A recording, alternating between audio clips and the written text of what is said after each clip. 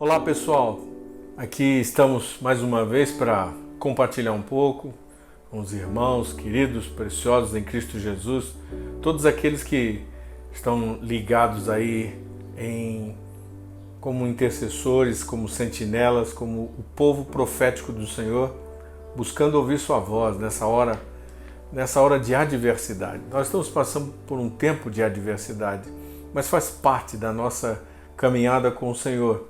E ao longo dos últimos anos, quem nos conhece sabe que desde o começo dessas décadas que passaram, nós tivemos mobilizando a igreja para orar, para se arrepender. A igreja do Brasil foi muito trabalhada com o Senhor para entrar em arrependimento, porque nós estávamos mergulhados em muito humanismo, muito ateísmo, muitas filosofias humanas, e a igreja estava fria, ela não conseguia reagir, até que o Espírito do Senhor começou a despertar, e houve um profundo despertar na Igreja do Brasil e continua esse despertar.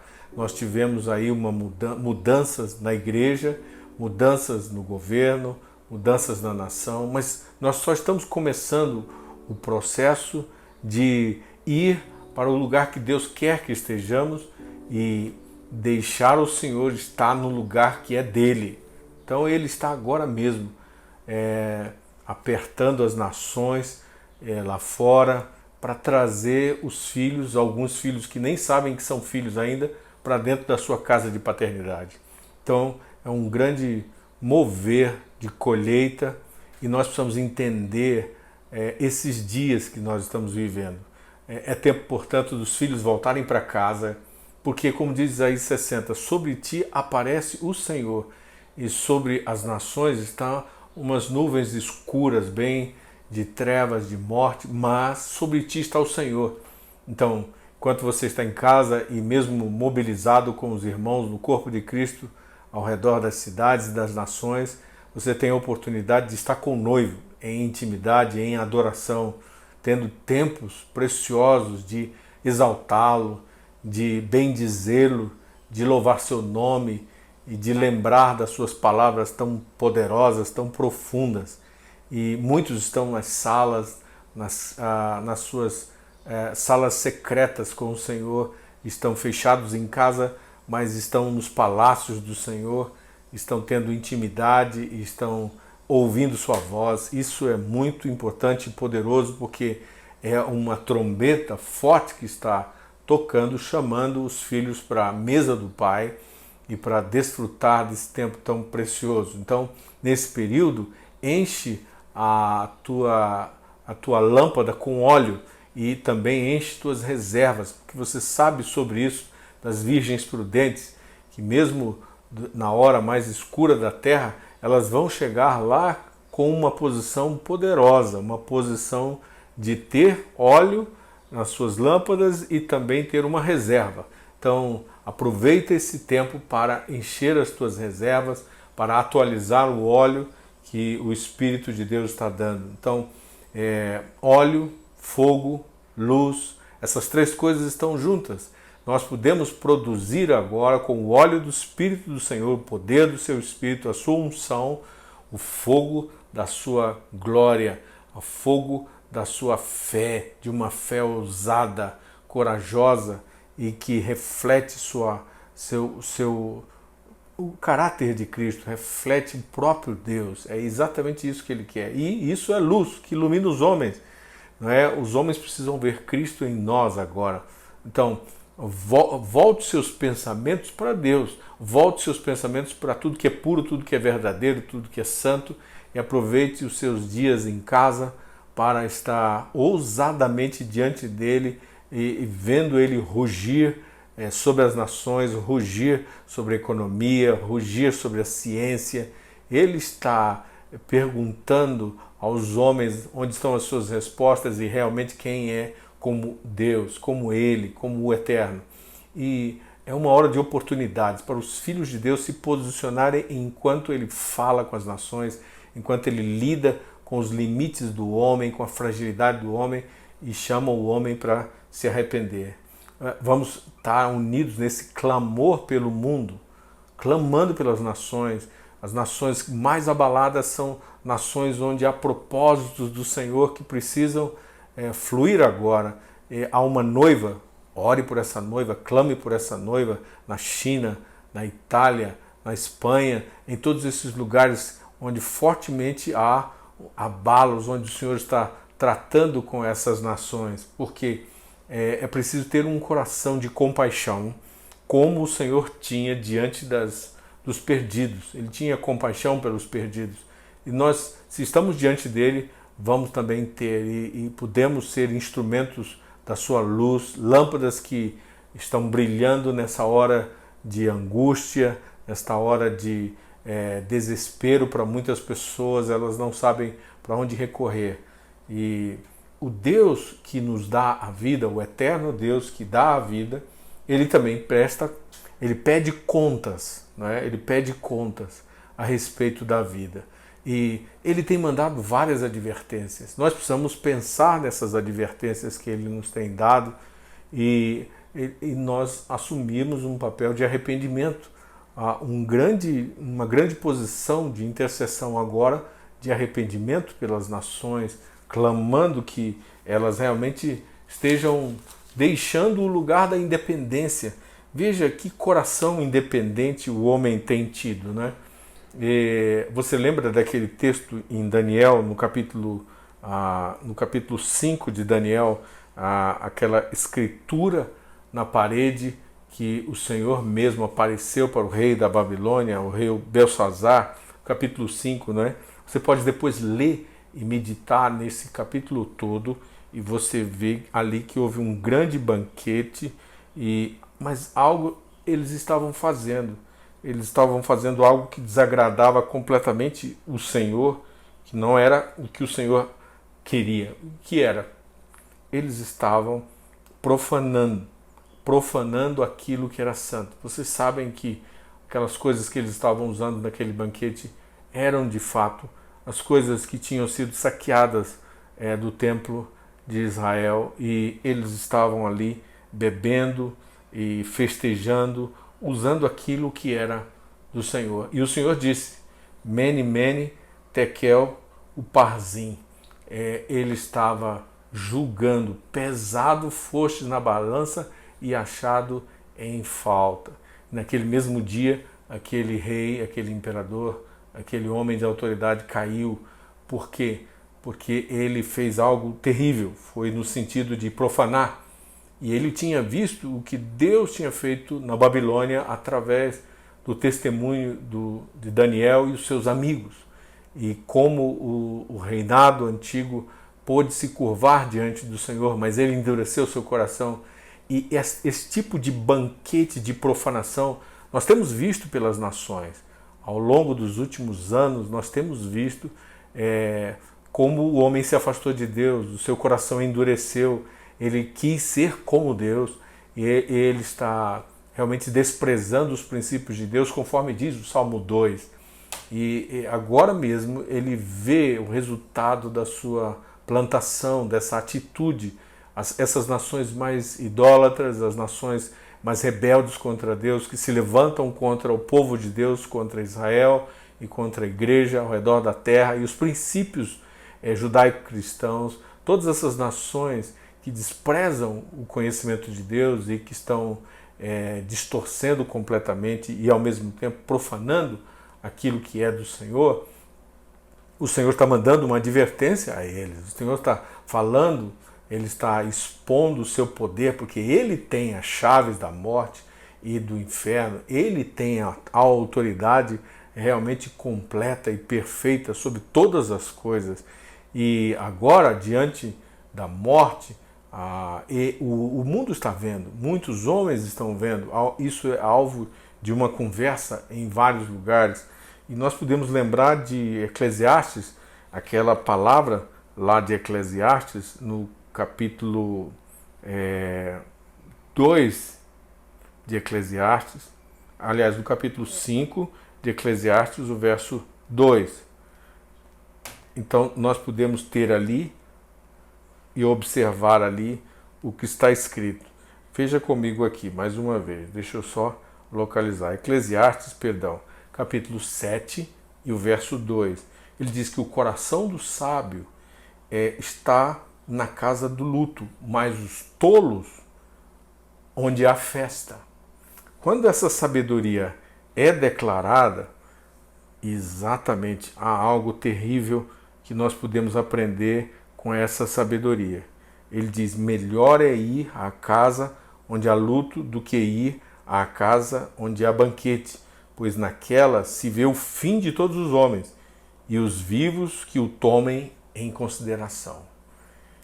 É uma hora difícil, claro, milhares de pessoas estão morrendo e há uma ameaça de contaminação, há muito pânico e estamos atemorizados com aquilo que está acontecendo em cada nação, de nação para nação, mas o sábio está dizendo: melhor é ir à casa onde há luto do que ir à casa onde há banquete, pois naquela se vê o fim de todos os homens e os vivos que o tomem em consideração. Então os vivos precisam considerar esse momento sobre a vida.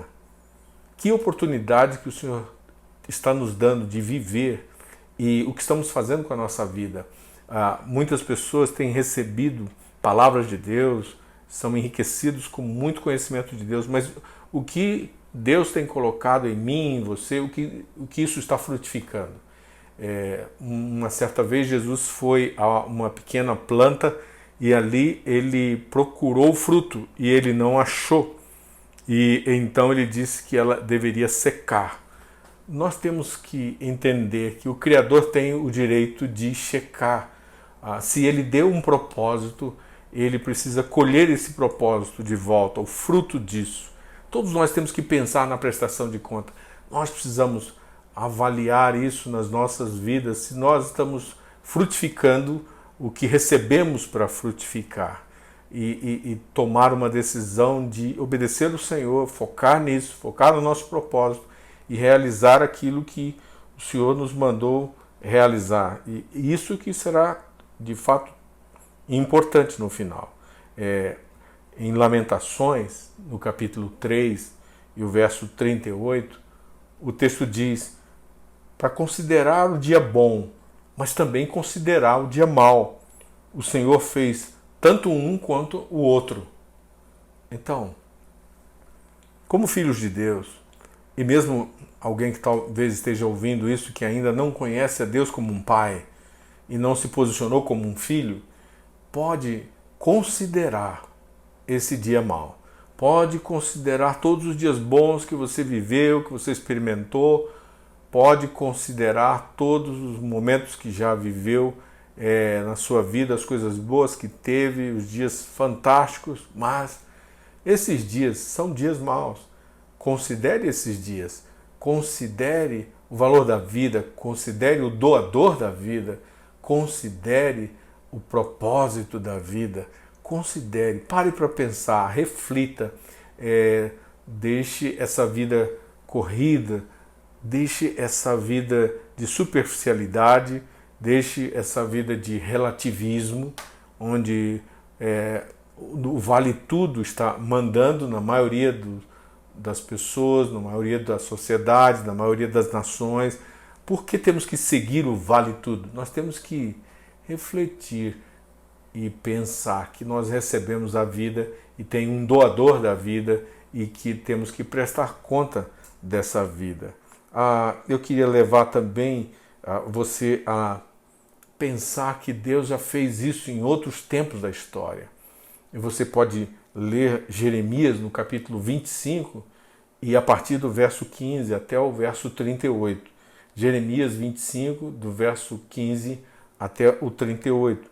Você vai encontrar um Deus que já tratou várias vezes do seu povo, da sua igreja, e já tratou várias vezes das gerações que estavam sobre a terra. Isso não é uma novidade, isso é algo que nós podemos aprender com ele e ver o seu coração e ver a riqueza da sua justiça, mas também do seu amor. O seu amor corrige. Ele é um pai que corrige. Por isso ele chama, quando ele faz a correção, os filhos para se arrependerem. ore pelo arrependimento na igreja, ore pelo arrependimento dos governantes, ore pelo arrependimento dos perdidos, dos homens que não querem Deus, dos ateus, mesmo das nações mais rebeldes hoje, que estão mergulhadas em ideologias que abraçam a morte e que desprezam completamente os princípios de Deus. Ore por eles, ore para que temam o Senhor e se arrependam, porque essa é uma hora para isso. Tudo que está acontecendo globalmente é uma hora para profundo arrependimento, uma oração de súplica pelos perdidos e um choro. Os profetas, os intercessores proféticos estão com esse peso de choro, de clamor diante do Pai por causa dos perdidos. É algo que dói. Os intercessores sentem essa dor, a distância dos homens de Deus, o desprezo por Deus, virar de costas para Deus. Tudo isso, Deus é uma pessoa, Ele se revelou ao homem, Ele quer relacionamento, Ele foi intencional nisso, Ele enviou seu Filho na forma de homem, porque Ele queria ser como um de nós, para que pudesse comunicar o seu coração missionário, o seu coração amoroso, o seu coração de compaixão, porque quando Ele fez o homem, Ele pensou no homem para viver junto dele, para habitar com Ele. Então, não é o desejo de Deus que os homens se percam, mas sim que todos se salvem. Mas agora a igreja, a noiva do Senhor, deve se focar. Ele não vai vir buscar uma noiva toda incrédula, toda contaminada com o pecado. Ele então está limpando essa noiva.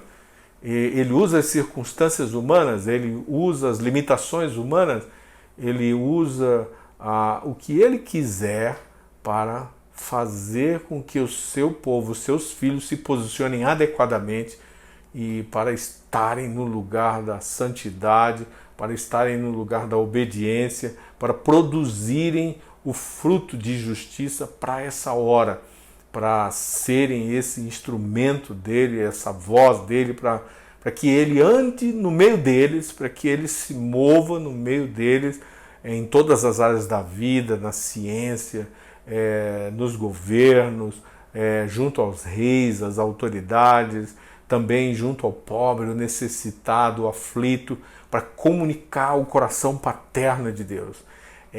Ele está chamando você, Ele está me chamando, Ele realmente deseja que estejamos com Ele, Ele quer estar conosco, Ele planejou tudo isso, esse grande plano de redenção, para que a gente viva um relacionamento de qualidade profundo com Ele. Medite esses dias a respeito da sua posição em Cristo. Estude o livro de Efésios, se você está em casa, a carta de Paulo aos Efésios, a carta de Paulo aos Colossenses, todas essas cartas, e alinhe sobre as profecias, ou seja, conheça as profecias bíblicas do próprio Jesus, no livro de Mateus, por exemplo, o que ele disse sobre o fim, e coloque a sua vida alinhada com esse tempo. Ele está trazendo dias de dores sobre a terra está sendo toda mexida, porque Deus tem um plano, e Ele está executando o seu plano, e Ele tem falado o seu plano, e Ele vai fazer o que Ele planejou. E então, ao invés de tocar a minha vida e a sua vida, independente de Deus, tenha um coração dependente. Volte o seu coração em dependência aos braços dele, aos pés dele, e realmente se renda, se renda e volte a um relacionamento que foi planejado intencionalmente por ele antes da fundação do mundo, para que você vivesse com ele como ele realmente quer. Então, em Jeremias 25, como eu falei, a partir do verso 15, o Senhor mesmo, ele julga, ele faz julgamentos. Esse é um tempo de julgamento. Você pode ler depois, mas há algo que me chamou bastante atenção aí no versículo 33, ele diz: os que o Senhor entregar à morte naquele dia se estenderão de uma extremidade da terra a outra, e não serão pranteados, nem recolhidos, nem sepultados, serão como esterco sobre a face da terra. É muito forte essa expressão. Isso já aconteceu no passado e o homem, nesse momento, enfrentando esse vírus, em alguns lugares as pessoas estão morrendo sozinhas e elas estão sendo deixadas para morrer. Isso é muito doloroso, ouvir isso, viver isso, ver as pessoas com medo, ver famílias em desespero, sem conhecer o Deus vivo, Pai Celeste, o Emmanuel, Deus conosco, todos os que conhecem o seu nome, todos que o conhecem, sabem do seu poderoso amor, e você está com esse alimento aí. Reparta com as pessoas, procure os perdidos, ligue para eles, mande mensagens, veja como eles estão em casa, ajude-os, reparta o pão. Há muita comida do céu, há muita esperança, há muita salvação. Essa é uma hora muito importante. Muitos deles que receberam sementes de pessoas que pregaram. Alguns de vocês talvez pregaram aos que estão em aflição agora. E ore para que essa semente que você pregou, lançou na terra do coração deles, possa germinar agora. Esse é o momento de sementes antigas germinarem no coração de homens e mulheres que não conhecem o Senhor. Então, esta não é uma hora só com coisas ruins acontecendo, mas você pode ter uma nova perspectiva. Eu oro que você tenha uma nova perspectiva de esperança, de confiança, e a sua casa é um bunker hoje do reino de Deus, do amor paterno de Deus, uma casa que libera vida, assim como a minha casa está liberando vida sobre a tua casa agora, sobre a tua família. Eu oro que você seja esse filho de Deus que produz o fruto que alegra o coração do Pai e fica guardado debaixo das suas asas. Enquanto a peste está passando, Ele está guardando você e a mim e as nossas famílias debaixo das suas asas, porque nós confiamos nele, nós sabemos quem Ele é, nós esperamos nele. Faça isso todos os dias da sua vida. Deus abençoe.